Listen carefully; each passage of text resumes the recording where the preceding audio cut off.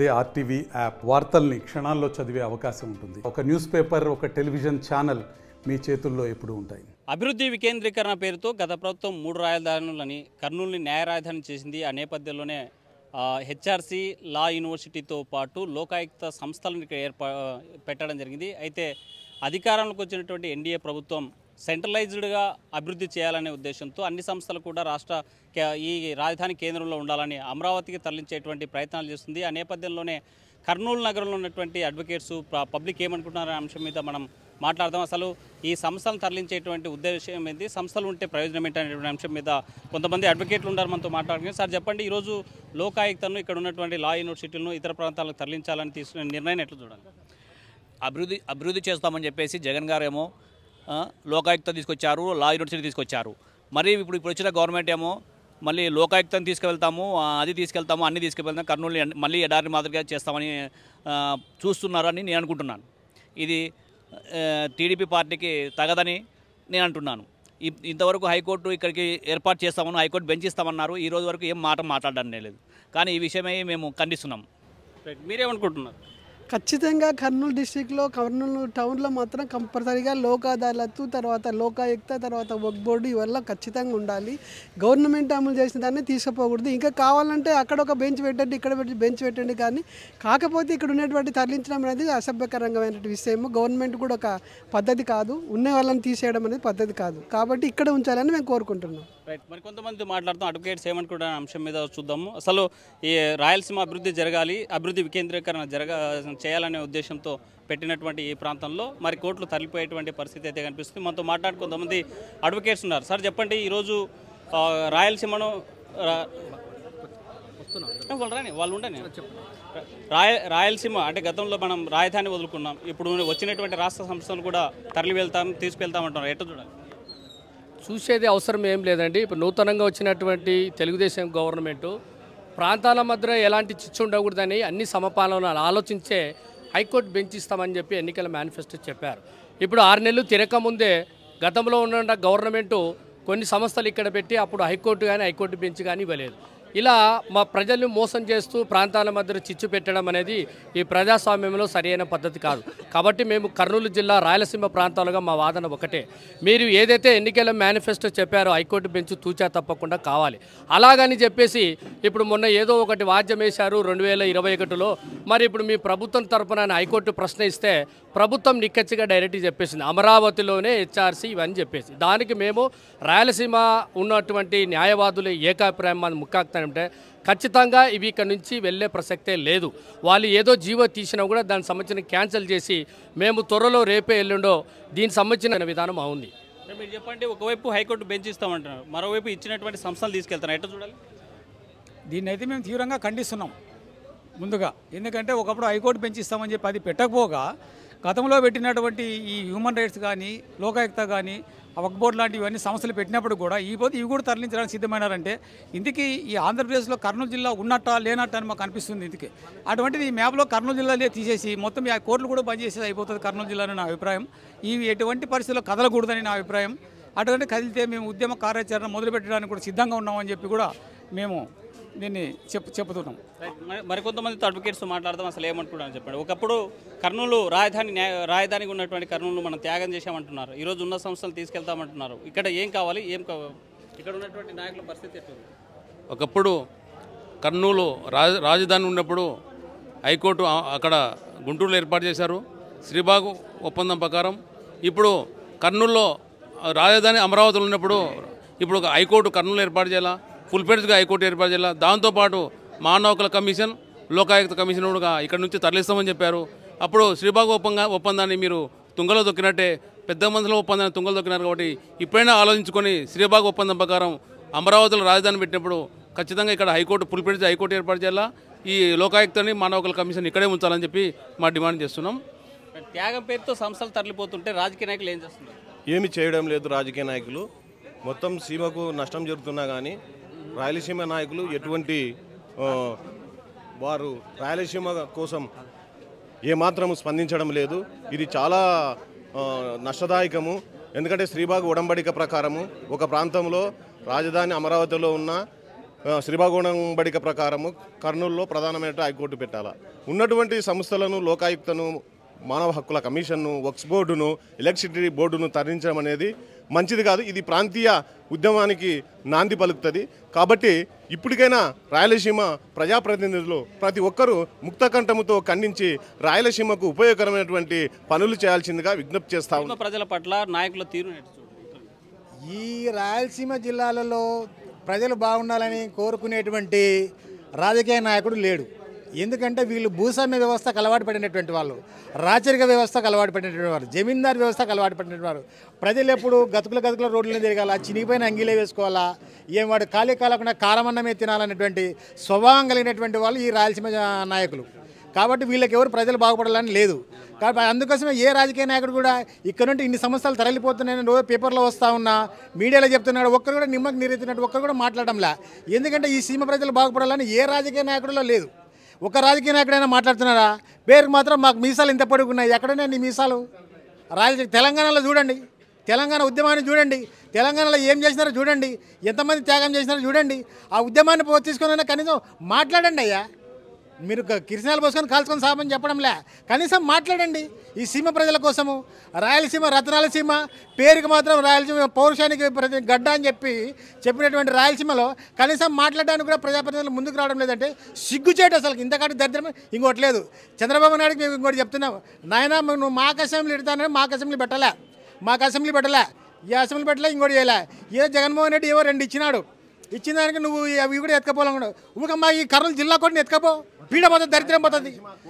మొత్తం ఈ కోట్లన్నీ ఎత్తుకపో, రేపే జీవో పాస్ చేయి, మొత్తం కర్నూలు కోట్లన్నీ కూడా మేము అమరావతి తరలిస్తున్నాము, ఇక్కడ ఏం పెట్టామని చెప్పి దరిద్రం పోతుంది మాకు. మీరు చెప్పండి, అంటే పాలకులు బాగా ప్రతిసారి పాలసీలు మారుతున్నాయి, దీని ఎట్లా చూడాలి? పాలకులు ప్రజల కోసం పనిచేయట్లేదు. మొదటగా తమ వ్యక్తిగత స్వార్థాల కోసం పరుషులను బలి చేస్తున్నారు. వేసిన ఓట్లను ఎవరైతే ఓట్లు వేశారో వాళ్ళకే అన్నం పెట్టే కొట్లో నోట్లో మట్టి కొడుతున్నారు. మేము ఎన్నో పోరాటాలు చేసినాం. గత 12 సంవత్సరాల నుంచి 2012 ఏదైతే మన రాష్ట్రం విడిపోయిందో అప్పటి నుంచి మేము పోరాటం చేస్తున్నాం. శ్రీబాగు ఒప్పందం ప్రకారం కర్నూలు హైకోర్టు పెట్టాలని. కానీ ఏ ఒక్క రాజకీయ నాయకుడు దీనికి మద్దతు పలకడం, తమ ప్రాంతం మొన్నటి వరకు పాలించిన వైసీపీ ప్రభుత్వమేమి, ఇప్పుడైతే పాలించినటువంటి కూటమి ప్రభుత్వం ఏదైతేనేమి తమ యొక్క సౌలభ్యం చూసుకుంటున్నారు. కానీ ప్రాంతంలో ఇక్కడ ఉపాధి అవకాశాలు కానీ ఎవరు గుర్తించట్లేదు. అదే హైకోర్టు వస్తే మాకు దాదాపు ఒక 50,000 నుంచి 1,00,000 ఉపాధ్యాయులు వస్తారని చెప్తున్నాను. కానీ ఎక్కడ దాని గురించి ఏ రాజకీయ నాయకులు పట్టించుకునే నాదులు లేరు. పైగా ఇప్పుడు వచ్చినటువంటి లోకాయుక్త అయితేనేమి, ఈ హ్యూమన్ రైట్స్ అయితేనేమి రేపు కూడా వక్ఫ్ బోర్డుని తరలిస్తున్నారు. మేము ఒకటే చెప్తున్నాం, చంద్రబాబు నాయుడు గారు నీ కర్నూలులో ఓట్లు వేసలేరా? నువ్వు ప్రకటించిన 6 పథకాలు అమలు చేయాలని ముందు దృష్టి పెట్టు. నీ కోట్లు ఎక్కడుంటే నీకు ఎందుకు అయ్యా అని అడుగుతున్నాం, సూటిగా పడుతున్నాం. ఇక్కడ పార్టీలను పక్కన పెడుతున్నాం. మేము పార్టీ అంతా ఒకటే, మాది అడ్వకేట్స్ పార్టీ. మాకు ఇక్కడ అందరూ వివిధ పార్టీల వాళ్ళు ఉండొచ్చు, కానీ మా ప్రాంతానికి అన్న చేస్తే మొత్తం మేమంతా ఒక్కటి. నీకు ఒకటే చెప్తున్నాం, ఒకవేళ మీరు ఈ తరలించే ప్రయత్నంలో హైకోర్టును కర్నూలుకి షిఫ్ట్ చేయని పక్షంలో మీ యొక్క టీడీపీ నాయకులు అయితేనేమి, కూటమి నాయకులు అయితేనేమి మిమ్మల్ని కూడా ఇక్కడ గౌరవ చేస్తామని, ఇమ్మీడియట్ కార్యాచరణ చేస్తామని. అడ్వకేట్స్ ఉన్నారు మాట్లాడడానికి. సార్ చెప్పండి, పాలకులు మారిన ప్రతిసారి పాలసీలు మాట్లాడుతున్నాయి. ఇక్కడ ఉన్నటువంటి ఈ వెనుకబాటుతనం పైన ఏ ఒక్క నాయకుడు మాట్లాడే ఎట్లా చూడాలి? చంద్రబాబు నాయుడు గారు రాష్ట్రం విడిపోయిన తర్వాత మొట్టమొదటి సీఎం అని, ఆయనకు ముఖ్యమైన బాధ్యత క్యాపిటల్ ఎక్కడ ఉండాలా అని నిర్ణయం తీసుకోవాలి. ఆ నిర్ణయం తీసుకునే ముందు ఆయన బాధ్యత ఏమంటే ప్రజాభిప్రాయాన్ని సేకరణ చేయాలి, లేకపోతే ఒక కమిషన్ ఏర్పాటు చేసి ఆ కమిషన్ ఇచ్చిన రిపోర్ట్ని ముందు పెట్టుకొని ఆయన ముందుకెళ్ళాలి. కానీ 2 కమిషన్లు ఆయన కాకుండా సెంట్రల్ గవర్నమెంట్ వేరే వాళ్ళు పెడితే ఆ 2 కమిషన్లలో రిపోర్ట్ ఏమొచ్చింది? విజయవాడ పనికిరాదు అని ఇచ్చినారు. విజయవాడ పనికిరాదు, అమరావతి విజయవాడ 2 ఒకటే. అలాంటప్పుడు నువ్వు ఏ కారణం చేత వీళ్ళందరి అభిప్రాయాలను పక్కబెట్టి అది క్యాపిటల్ చేశావు? తర్వాత శ్రీబాగు ఒడంబడిక గురించి అసలు మాట్లాడమే. ఎందుకండి? ఆ రోజు వాళ్ళంతా ఏం తెలియలేని వాళ్ళు వైసీపీ భద్రతగా మాట్లాడుతున్నారు అంటే వైసీపీ ఏం చేసిందని ఆయన సపోర్ట్ చేయాలి చెప్పండి. వైసీపీ చేయాలనుకుంటే ఎప్పుడో రాజధాని ఇక్కడ కట్టాలి. ఆయన కట్టినాడా? ఎక్కడో అక్కడ ఏదో 2 బిల్డింగ్లు కట్టినాడు, దాన్ని కూడా పూర్తి చేయలేదు. ఏమన్నా నీటిపారుదల ప్రాజెక్టులు ఏమన్నా పెట్టినాడా? అది లేదు. ఎవరేం చేయరు. రాజకీయవేత్తలు ఎవ్వరు ఈ ప్రాంతాన్ని బాగు చేయడానికి ముందుకు రావడం లేదు. ఎందుకంటే ఇక్కడ ప్రజలు అమాయకులలో. ఇక్కడ కూడా రెడ్లు కమ్మ ఈ 2 కులాలే, వాళ్ళకి మాత్రమే రాజకీయం తెలుసు, వాళ్ళకి మాత్రమే డబ్బు సంపాదించుకునేది తెలుసు, వాళ్ళకి మాత్రమే మిగతా వాళ్ళని ఎట్లా తొక్కాలో తెలుసు. ముఖ్యంగా రాయలసీమ రైతులను. విజయభాస్కర్ రెడ్డి ఏం చేశాడండి? విజయభాస్కర్ సమస్యలు తరిపోవడాన్ని ఎట్లా చూడాలి? సమస్యలు తరలించడాన్ని ఎట్లా చూడాలి? న్యాయంగా పోవాలి, ఈ అన్ని ప్రజలు సమానంగా చూడాలి, మా వాటా మాకు ఇవ్వాలి. ఇది 4 జిల్లాలో 52 మంది ఎమ్మెల్యేలు ఉన్నారు. 52 మంది ఎమ్మెల్యేలకు 175లో ఎంత భాగం వస్తుందో అంత భాగం ఇక్కడ ఖర్చు పెట్టినట్టు వాళ్ళు చూపించాలి. అప్పుడైతేనే మాకు న్యాయం చేసినట్టు అవుతుంది. లేకపోతే మాకు అన్యాయం చేసినట్టే మళ్ళీ రెండోసారి విభజన జరుగుతుంది. ఇది ఖచ్చితంగా జరుగుతుంది. మీరు ఈ 2 పార్టీలు జగన్మోహన్ రెడ్డి కానీ చంద్రబాబు కానీ అన్యాయం చేస్తూ పోతే ఇది మళ్ళీ రెండోసారి విభజనకు దారి తీస్తుంది అని మీకు హెచ్చరిస్తున్నాము. ప్రాంతాల మధ్య వైషమ్యాలు పెరిగితే అభివృద్ధిని కేంద్రీకృతం చేస్తే మరి మరోసారి విభజన ఉద్యమాలు చెలరేగేటువంటి అవకాశాలు అని చెప్పేటువంటి పరిస్థితి అయితే స్పష్టంగా కనిపిస్తుంది. మరికొంతమంది మనకు న్యాయవాదులు ఉన్నారు, ఆ న్యాయవాదులతో మాట్లాడదాం, అసలు ఏం చేస్తున్నారు అనేటువంటి అంశం మీద మాట్లాడదాం. సార్ చెప్పండి, ఈరోజు ఈ కర్నూలు జిల్లాలో పెట్టినటువంటి రాష్ట్ర సంస్థలన్నీ కూడా తరలిస్తామంటున్నారు, ఎట్లా చూడాలి? ఇది చాలా దురదృష్టకరమైనటువంటి విషయం. ముఖ్యంగా గతంలో జరిగిన తప్పులన్నీ సరిదిద్ది ఒక మంచి పాలనను అన్ని ప్రాంతాలు సమతుల్యంగా అభివృద్ధి చెందిస్తామని చెప్పి హామీ ఇచ్చినందుకు ఈనాటి ముఖ్యమంత్రి గారికి ప్రజలు భారీ ఎత్తున పట్టం కట్టారు. మరి ఇక్కడ రాయలసీమ ప్రాంత వాసుల యొక్క హక్కు ఆంధ్రప్రదేశ్ హైకోర్టు. వాస్తవంలో శ్రీబాగ్ ఒడంబడిక మేరకైతే పెద్ద మనుషుల ఒప్పందం మేరకు రాయలసీమలో రాజధాని ఉంటే అక్కడ హైకోర్టు ఉండాలి, అక్కడ రాజధాని ఉంటే ఇక్కడ హైకోర్టు ఉండాలి. ఈ విషయంలో మేము 2014 నుంచి తీవ్రమైనటువంటి ఉద్యమాలు చేశాం. కానీ మా ఉద్యమాలను కూడా లెక్క చేయకుండా ఆనాటి ముఖ్యమంత్రి గౌరవనీయులు చంద్రబాబు నాయుడు గారు బలవంతంగా హైదరాబాద్ నుంచి అమరావతిలో హైకోర్టును ఎస్టాబ్లిష్ చేశారు. రాజధానితో పాటు ఎక్స్పర్ట్స్ కమిటీస్ వద్దన్నాయి, శివరామకృష్ణన్ కమిటీ వద్దన్నారు. అంతేకాకుండా ఆయన ఏర్పాటు చేసినటువంటి కొన్ని కమిటీలు, జిఎన్ రావు కమిటీలు, వీళ్ళందరూ కూడా ఆంధ్రప్రదేశ్ హైకోర్టును కర్నూలులోనే ఏర్పాటు చేయాలని కూడా సిఫారసు చేసిన విషయం మనం గుర్తుంచుకోవాలి ఈ సందర్భంగా. అయినా కాదని అక్కడ హైకోర్టును కూడా అక్కడికే తరలించారు. ఆ తర్వాత తిరిగి మేము 2018 నుంచి మరి హైకోర్టును అమరావతి నుంచి ఇక్కడ కర్నూలుకు షిఫ్ట్ చేయాలని రాయలసీమ న్యాయవాదుల జాయింట్ యాక్షన్ కమిటీ తరపున దాదాపు 2.5 సంవత్సరాలు నిరంతర ఉద్యమాలు చేస్తే చివరకు ఒక మెట్టు దిగి వచ్చి మేము కర్నూలులో హైకోర్టు బెంచ్ను ఏర్పాటు చేయడానికి సిద్ధంగా ఉన్నామని చెప్పి ఆనాడు అసెంబ్లీలో ప్రకటించినటువంటి చంద్రబాబు నాయుడు గారికి ఇది గుర్తు చేస్తూ ఉన్నా.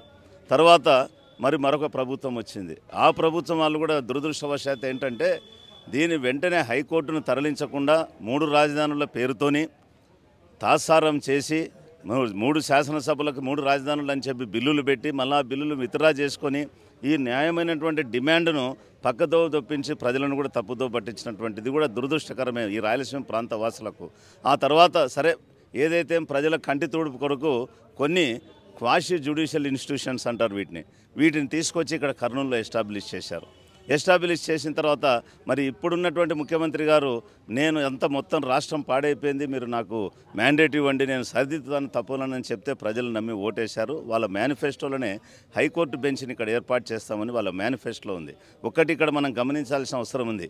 ఈనాడు ఎవరైతే మీ యొక్క సంకీర్ణ ప్రభుత్వ భాగస్వాములుగా ఉన్నారో బీజేపీ, అదేవిధంగా మరి సనాతన జనసేన, వీళ్ళిద్దరు కూడా బహిరంగంగా రాయలసీమ ప్రాంతంలో హైకోర్టును ఏర్పాటు చేయడానికి మాకు ఎటువంటి అభ్యంతరం లేదు. బీజేపీ డిక్లరేషన్ వచ్చిందిగా, అదే రాయలసీమ డిక్లరేషన్ పేరిట కూడా వాళ్ళు స్పష్టంగా చెప్పారు. అంతేకాదు ఇంకొకటి గమనించాలి మనం ఇక్కడ, సాక్షాత్తు కేంద్ర న్యాయశాఖ మంత్రి పార్లమెంటులో అనేక సార్లు స్పష్టంగా చెప్పాడు, ఆంధ్రప్రదేశ్ హైకోర్టును ఎక్కడ ఏర్పాటు చేసుకోవాలన్నది ఆ రాష్ట్ర ప్రభుత్వం యొక్క విచక్షణ అధికారం, మేము ఎట్టి పరిస్థితుల్లోనూ దానికి అడ్డురాము. ఇంకొకటి గమనించాలి, టెక్నికల్ ఇక్కడ మీకు అందరికీ చెప్తా ఉన్నా, కొత్తగా ఆంధ్రప్రదేశ్ హైకోర్టు ఎక్కడైనా కానీ ఆంధ్రప్రదేశ్ హైకోర్టు ఏర్పాటు చేయాలంటే దానికి ఆల్రెడీ మన చట్టం ఉంది, ప్రెసిడెన్షియల్ నోటిఫికేషన్ అవసరం. కానీ ఇక్కడ ఆల్రెడీ ప్రెసిడెన్షియల్ నోటిఫికేషన్ ద్వారా అమరావతిలో మీరు హైకోర్టును ఏర్పాటు చేశారు. దాన్ని ఇక్కడ షిఫ్ట్ చేసేదానికి 3 సంవత్సరాలు దాదాపుగా మేము అన్ని త్యాగం చేసి ఉద్యమాలు చేసాం. నాట్ ఓన్లీ రాయలసీమ న్యాయవాదులు, ఇక్కడ ఉన్నటువంటి ప్రజలు, విద్యార్థులు, ఉద్యోగ సంఘాలు, రాజకీయ పార్టీలు కూడా మద్దతు ఇచ్చాయి. మరి ఇప్పుడు మీరు సంకీర్ణ ప్రభుత్వ భాగస్వాములుగా ఉన్నటువంటి జనసేన, బీజేపీ బహిరంగంగా కూడా మద్దతు ఇచ్చాయి. మరి ఈరోజు అన్నీ చెప్పిన తర్వాత కూడా వాళ్ళెందుకు ఈ ప్రభుత్వ భాగస్వామ్యం ఉండి ప్రభుత్వం పైన ఒత్తిడి తీసుకురాకుండా మౌనంగా ఉన్నారో వాళ్ళ రీజన్స్ ఏమైతే మాకు తెలియదు. కానీ మీరు ఇచ్చిన హామీ ఏంటి, మొట్టమొదటి హామీ ఏం తెలిసిన ముఖ్యమంత్రి గారు మరి ఫస్ట్ క్యాబినెట్ మీటింగ్లోనే హైకోర్టు బెంచ్ని ఏర్పాటు చేస్తానికి అధికారిక ప్రకటన చేస్తామని చెప్పారు. హైకోర్టు బెంచ్ ఏర్పాటు చేస్తామన్నటువంటి ప్రభుత్వాలు ఉన్నటువంటి సమస్యలు తీసుకోవడం ఎట్లా చూడాలి? దాన్నే నేను ఇప్పుడు మేము చెప్తా ఉన్నాం. ఒక పక్క మీరు చేసిన తప్పును చరిత్ర చేసిన తప్పును సరిదిద్దే ప్రయత్నం చేయకుండా ఫస్ట్ క్యాబినెట్ మీటింగ్లోనే మేము పెడతామని చెప్పి ఇప్పుడు 2-3 క్యాబినెట్ మీటింగ్లు అయినాయి, అసెంబ్లీ సమావేశాలు జరుగుతున్నాయి. ఎక్కడైనా హైకోర్టు బెంచ్ ప్రస్తావన యొక్క ప్రాసెస్, ఆ లీగల్ ప్రాసెస్ ఎట్లా కమెంట్ చేయాలనేది ఇంతవరకు చేశారా? మరి అది కాకుండా ఆశానిపాతంలో మరి గొడ్డలి పెట్టు మాదిరి తిరిగి ఇక్కడ ఉన్న క్వాషి జ్యుడిషియల్ ఇన్స్టిట్యూషన్స్ కూడా అమరావతికి మారుస్తామని హైకోర్టులో మీ యొక్క ప్రతినిధి చెప్పిందే. Special government pleader submitted to the high court that they have taken principal decision in principal. అది తప్పు.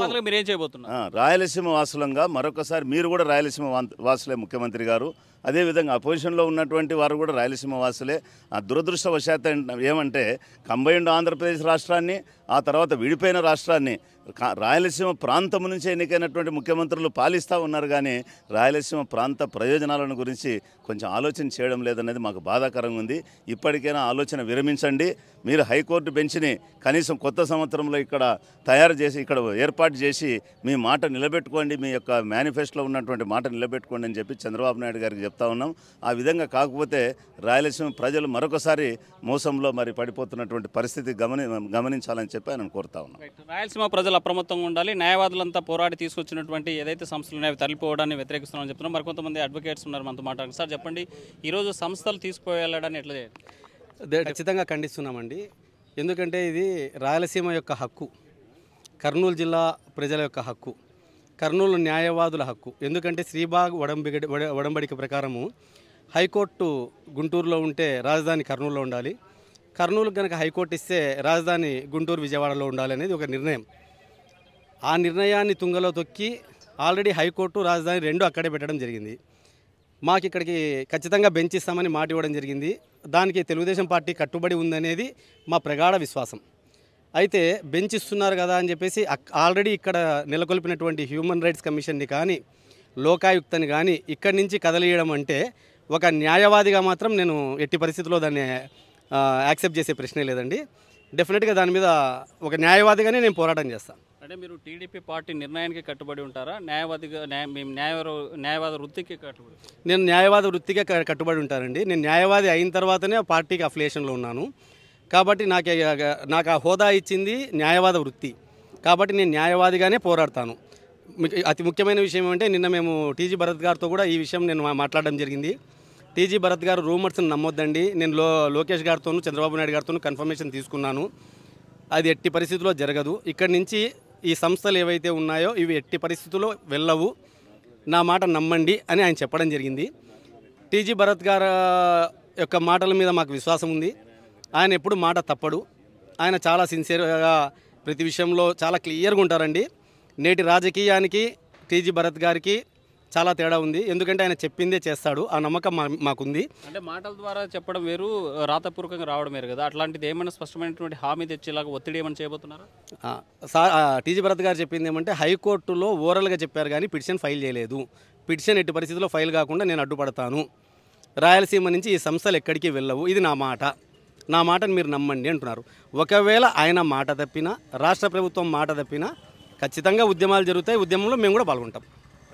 రాయలసీమలో ఉన్నటువంటి న్యాయవాదులంతా ఒకటే డిమాండ్ చేస్తున్నారు. మా ప్రాంతానికి గత కొన్ని దశాబ్దాల నుంచి అన్యాయం జరుగుతుంది. ఆల్రెడీ శ్రీబాగ్ ఒడంబడిక కావచ్చు, లేకపోతే గతంలో విభజన తర్వాత వేసినటువంటి అన్ని ఎఫెక్ట్స్ కమిటీ అన్ని కూడా కర్నూలులో హైకోర్టు ఉండాలని లేకపోతే రాజధాని ఇవ్వాలని చేసినటువంటి నిర్ణయాన్ని కాదని ఈరోజు మా ప్రాంతానికి అన్యాయం చేస్తూ ఉంటే చూస్తూ సహించే ప్రసక్తే లేదని న్యాయవాదులంతా కూడా ముక్త కంఠతో చెప్పేటువంటి పరిస్థితి అయితే ఉంది. అయితే రాజకీయ పార్టీలకు అతీతంగా అందరూ కూడా రోడ్డెక్కి ఆందోళన చేసేందుకు మాత్రం కర్నూలులో ఉన్నటువంటి న్యాయవాదులు సిద్ధమవుతున్నటువంటి పరిస్థితి అయితే స్పష్టంగా ఉంది. ఇప్పటికైనా రాష్ట్ర ప్రభుత్వం తన నిర్ణయాన్ని మానుకొని ఇక్కడ ఉన్నటువంటి సంస్థలను కొనసాగించేలాగా చర్యలు తీసుకోకపోతే మాత్రం ఇక్కడ ఉద్యమం బాట పట్టేటువంటి పరిస్థితి అయితే స్పష్టంగా కనిపిస్తుంది. వీడియో జర్నలిస్ట్ చంద్రశేఖర్తో హుసేన్, RTV, కర్నూలు నుంచి. మరిన్ని వీడియోస్ కోసం ఛానల్ ని సబ్స్క్రైబ్ చేయండి, లేటెస్ట్ అప్డేట్స్ కోసం వాట్సాప్ ఛానల్ ని ఫాలో చేయండి అండ్ లింక్ డిస్క్రిప్షన్ లో ఉంది.